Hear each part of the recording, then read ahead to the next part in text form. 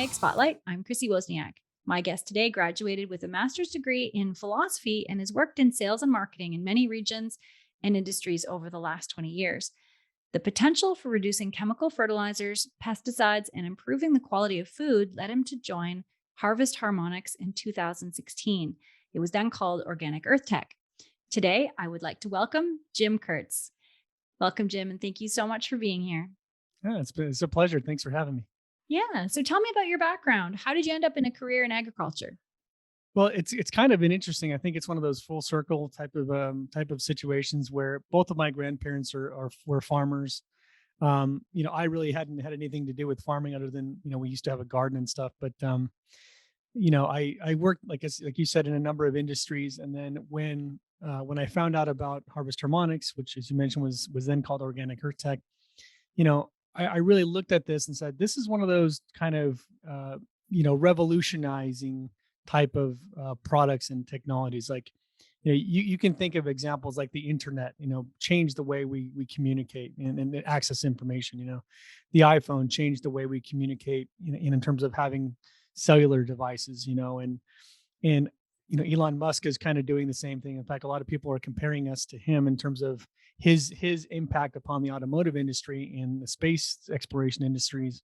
We're kind of that next leap forward for agriculture because the model of conventional agriculture is a bit broken. It's kind of forming a dwindling spiral. And when I saw what this technology was already doing, even then, I decided this is something I really need to put my attention and my efforts behind. And the rest is history. Yeah. And then so what is Harvest Harmonics and what's the company's history?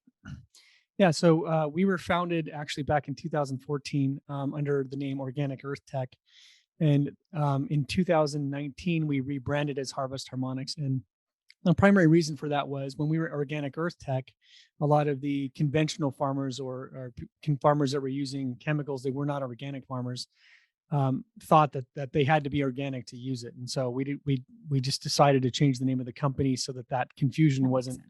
continually preventing people from finding out about us. Mhm. But yeah, we started back then. We were really in the research and development phase for that first, probably from 2014 to 2019. We had a product back then that was producing 20 to 30% increases in yield. But we only had a flow rate capability of about 20 gallons per minute. So obviously that's not really going to work for most commercial agriculture. So in 2019, when that breakthrough finally happened, where we can handle larger flow rates of commercial agricultural systems, that's when we really launched our product and started getting traction at that point. Wow. And what countries do you currently serve? We're in about, I think, 28 countries right now. Wow. We have all of South America, obviously here, United States, Canada, Mexico.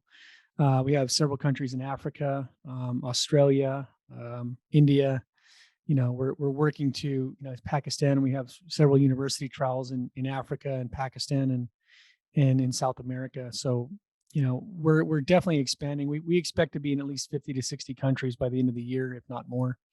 But we're rolling in quite a few areas, so it's pretty exciting. Wow. Yeah, that's really incredible. Mhm. Especially given, it hasn't been that long. That's amazing growth.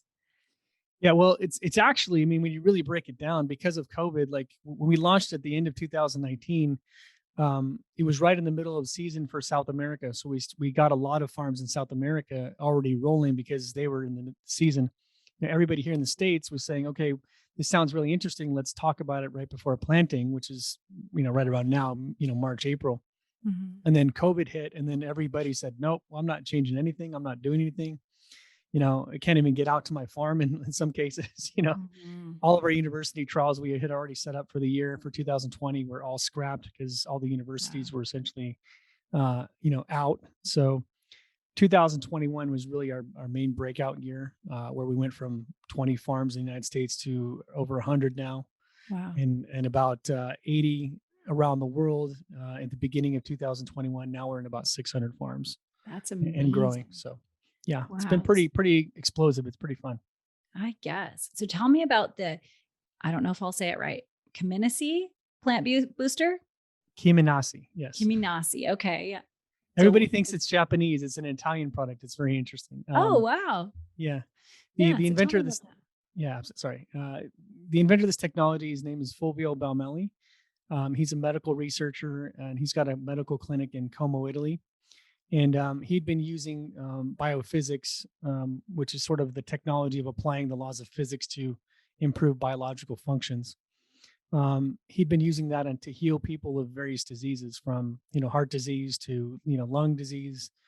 And I won't go into all the diseases because I don't want to make it sound like I'm necessarily promoting him or anything. But Mhm.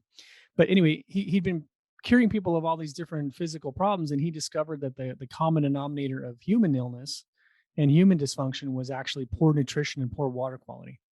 Hmm. Everything can kind of be derived from that. So he said, well, as a medical clinic, we can continue to try to heal people, but we're never really going to improve or make an impact on the health of humanity just by healing people that come into our clinic. So Mhm. he decided, I'm going to study plant physiology and work out a way to make plants more nutritious so that the food that we all eat is healthier. And that will, of course, reduce dramatically the need for the medicine and the need for medical intervention. So um, he started that, and really it's 23, 24 years now. But he really devoted his life to improving nutrition. So the Kyminasi Plant Booster is the word Kyminasi comes from the first two letters of his four children, Kia, Mia, Nathan, and Syrian. Oh, wow. He decided he wanted to make them the progenitors, or to leave them a legacy. And so he named his technology after them. And he's got other technologies too. He's got, like I said, medical types of technologies. He's got a water treatment technology. He's got other things, but our company is forwarding the agricultural technology, which is the Kyminasi Plant Booster. That's great. And then so tell me how it works. Like what is it? Yeah, so the product itself is an irrigation device, and we have different sizes of systems to accommodate any type of irrigation, from literally home and garden all the way up to big 2,600 gallon a minute systems.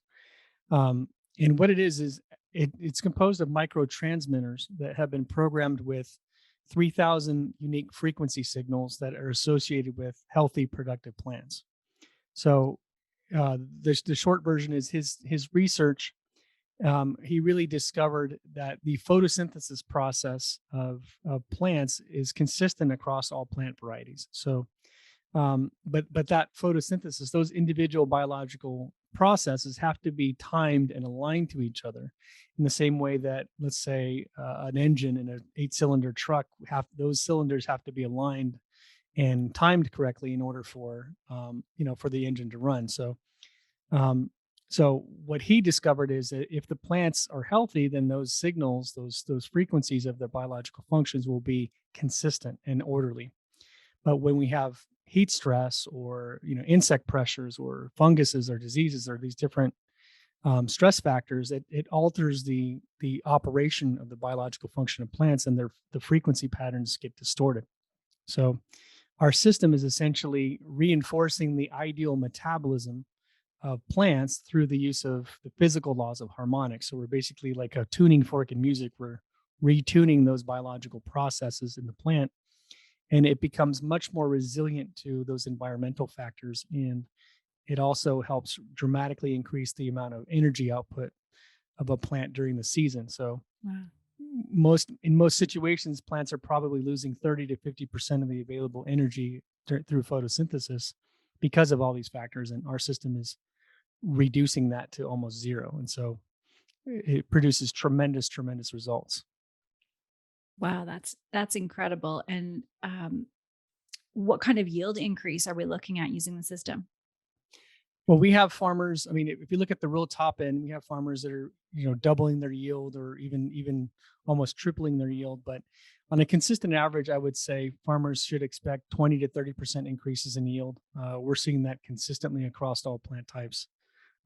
You'll hit those 60, 70, 80% here and there, but what I tell farmers as a confident expectation is you'll see 20 to 30% increases in yield for sure. Wow. And is this for any crop, or are there certain crops that work best? We've so far it seems to work on every crop. We haven't really seen a Yeah. crop where it doesn't work. I mean, obviously, non-photosynthesis crops like mushrooms or those types of things, it wouldn't necessarily work. I wouldn't expect it to work on those things, but every type of photosynthetic crop, like leafy vegetables, row crops, trees, grasses, Wow. grains. I mean, we get good results on all of those things. I know in some of your marketing material it says it conserves water, and I understand it's using irrigation water. So how is it also conserving? Right. So what we're seeing in the soil itself is better water retention characteristics. So Okay. obviously, if a farmer's not irrigating, then our system would have to be applied in some way, like on a sprayer or something like that. Oh, okay. But assuming the farmer is already irrigating, what our system does is helps, for sandy soils where the water leaches through the soil. It seems to add organic matter and cation ion exchange capacity so that it actually retains that moisture more efficiently. Hmm. And for clay or hard soils, it enhances microbial activity in the soil, which helps to break apart and reduce the soil compaction factor so that the water can drain into the soil more efficiently. So, because of those two factors, Interesting. we do see quite a bit and quite often reduction in water needs for the plants. Wow. And so if a farmer decides to go ahead, what's the process for them to implement the system from beginning to end? Yeah, so they would just contact us again if they haven't seen one of our presentations or they have questions. Of course, we answer those for them. Then we just do an analysis of their farm and how much they want to start with. Some farms, they want to just jump in and get the maximum benefit and maximum opportunity.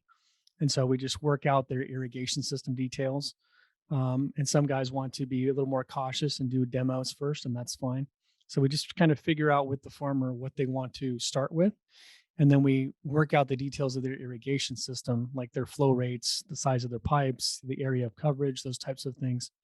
And then we just build out the correct system for those specifications, send it out to them, and then we have a follow-up program where our science director or one of our science team will follow up with the farmer, let's say on a monthly basis, just to make sure that they're seeing what they should see. They're seeing the results they should see, and in the season, what they usually see in the beginning is better soil characteristics. The leaves will be greener, the plants will look healthier, they'll be growing faster. So we have those initial things like, okay, are you seeing these things? Because you should Yeah. see these things.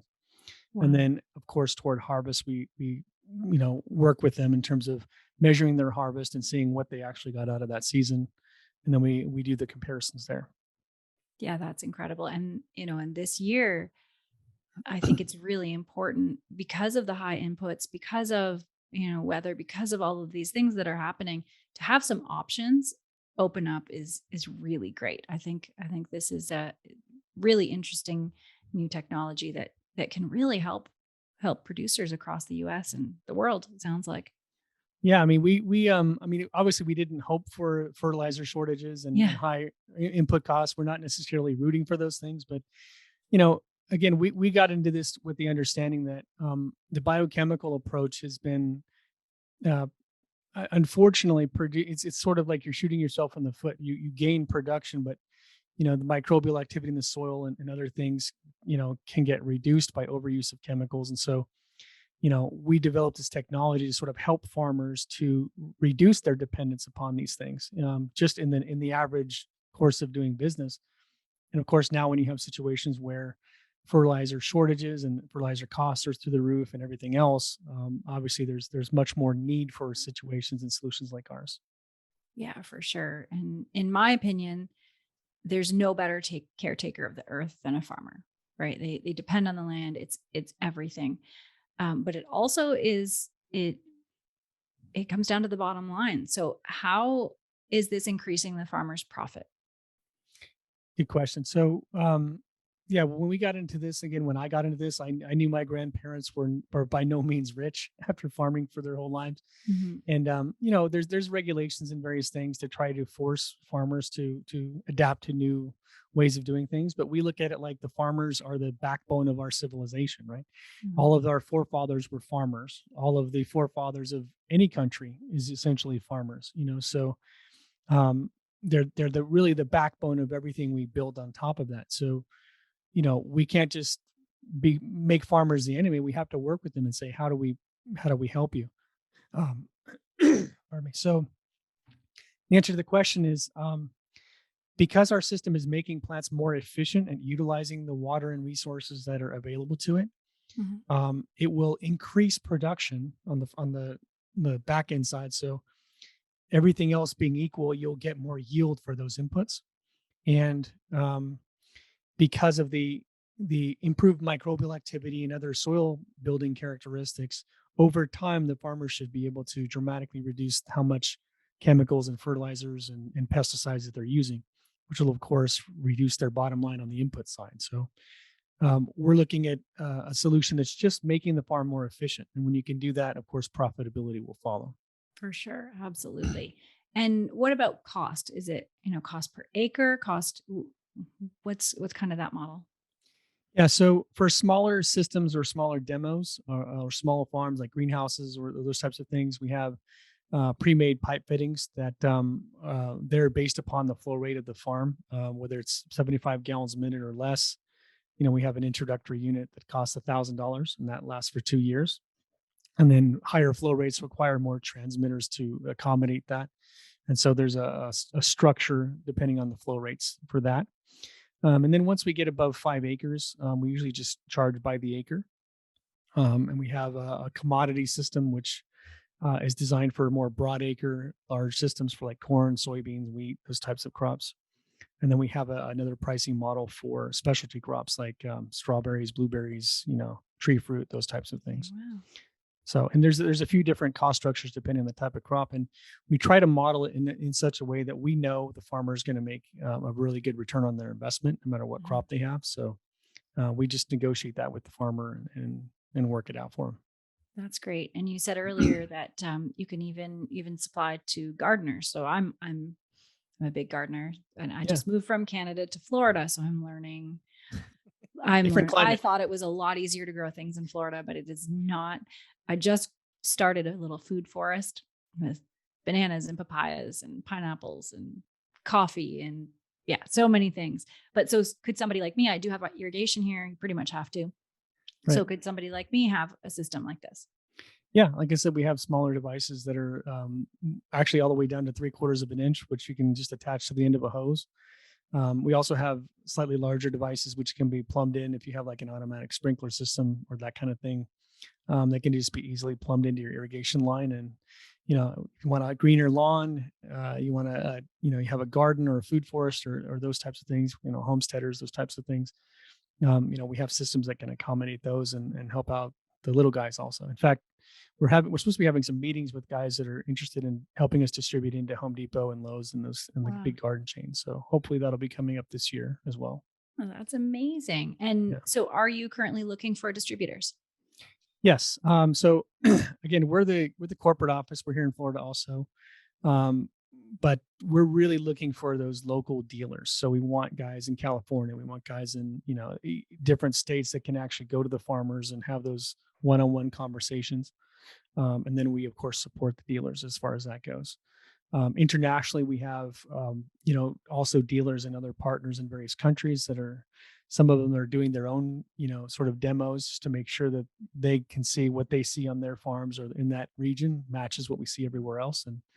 And they'll be jumping on board and introducing us to farmers also. And then from a country standpoint, when we open up new countries, we have an entire program called the 40-40-40 program to hit the top 40 crops, the top 40 universities, and the top influencers and government agencies and stuff to really help, really launch an entire country. Because countries like Africa, they're looking to us to help them with food shortages, actually, which is an Wow. unfortunate reality in some areas. So we're looking at it like if we can improve their production on their farms by 30, 40, 50% or more, then obviously that's going to feed a lot more people and that'll help a lot as well. Yeah, that's really cool. And Yeah. so where can people find you? So you can go to our website. It's harvestharmonics.com. You can also go to our Facebook channel. I do a daily Facebook show where sometimes I present our technology and explain how it works. A lot of times I'll pick a topic in agriculture like fertilizer shortages or costs and that kind of stuff, profitability issues. We've done shows on research and development R&D tax credits, where if they use our device, they can actually qualify for tax Wow. credits, those types of things. So um, that's at 4:30 every day, 4:30 Eastern time, United States every day. So they can tune in there and ask questions, and all of our contact information is on our website also, so they can reach out to us and we can work with them. That's awesome. And as you know, with all of how tumultuous the world is right now, what are you seeing as the biggest challenges that we're facing today when it comes to food security? With food security, I think the biggest issues is obviously there's tracking, which I mean those systems are getting more and more sophisticated. But I think the most important thing, which is not really talked about very much, is actually the importing of diseases or insects or other things from other regions, which Mhm. are not indigenous to a certain area. For example, here in Florida, in the early 2000s, there was an insect called the Asian psyllid that came in through shipments and certain types of seedlings for citrus that were brought in as they were testing. But what happened with this psyllid is they carried a disease called it's basically known as citrus greening here, but it's a disease that basically kills citrus trees. And it's completely wiped out 80% of the production of citrus here in Florida over the last 15 years. So when an insect or a disease is not endemic to an area, and it comes from some other area, those plants do not have an immune system that is or to fight off those insects or those diseases. Just like we brought smallpox over, and the Native American population was wiped out because of this disease that they didn't have any resistance for. Right. So I think with food security, I mean, there is, of course, types of diseases like E. coli and those types of things that can be transmitted. But I think the more important thing is when you have these things that can wipe out entire production areas because of people that aren't being careful or they don't know or whatever. These can be devastating to certain regions. And that's Florida is an example, but there's a lot of examples in different areas where these types of you know movement of plants or movement of insects and diseases actually causes huge problems. And so it's more important than ever for farmers to take care of their soil and make sure that their plants are healthy, not just to keep them productive, but make sure that they're healthy and the soil is healthy, so Yeah. that if those types of things come around, the plants will be equipped, to fight those things off and not die off. Just like COVID. I mean, people Mhm. that were healthy and they had a good immune system, they may have gotten sick. Like I got COVID last year and it was no fun, but I have a good immune system. I'm healthy, so I was able to withstand it and come Right. through it. Guys that aren't, unfortunately, um, you got to take care of yourself. Farmers have to take care of their plants. So Yeah, I agree. So I have one last question for you. What are you most passionate about, and why do you serve the agriculture industry personally? I think in a general way, I'm most passionate about helping people. I mean, at the end of the day, I think we're all here to serve. Um, and we all should look at our lives and me personally, I had to look at my own life and say, am I going to leave the world a better place than I found it? Yeah. It's easy to get kind of wrapped up in politics and fighting with people or disagreeing with other people, and all that's okay. But I mean, at the end of the day, we all have to look at how can we play the bigger game, how can we play a better game, how can we play a game where everybody wins and not just I win and you lose. Yeah. And I think supporting agriculture is, again, as I said earlier, it's supporting the backbone of our civilization. And if we really take care of farmers and really take care of the quality of our food, then I think that's going to positively impact everybody. So it's not something that just impacts a few people or one political party versus another. It's helping everybody. And I think that was my passion, is I want to help farmers because their mission is to feed all of us, right? And whether they get acknowledged well enough for that, I personally don't think they're acknowledged well enough for that. But whether we pay enough attention to the good work that they do, I want to help them produce a better product for everybody and hopefully put some more money in their pocket. So that's what I'm passionate about. Those are great points. And I definitely agree with that. Well, thank you so much for joining me today. What a great conversation. I'm really interested. I definitely want to see more. And maybe you've got farms around me where I can go visit. That would be really cool.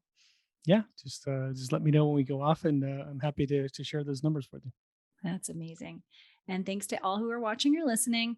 If you want to learn more, the links will be provided in the show notes. And don't forget to subscribe to North American Ag Spotlight on YouTube, Rumble, AgFuse, Telegram, and Getter.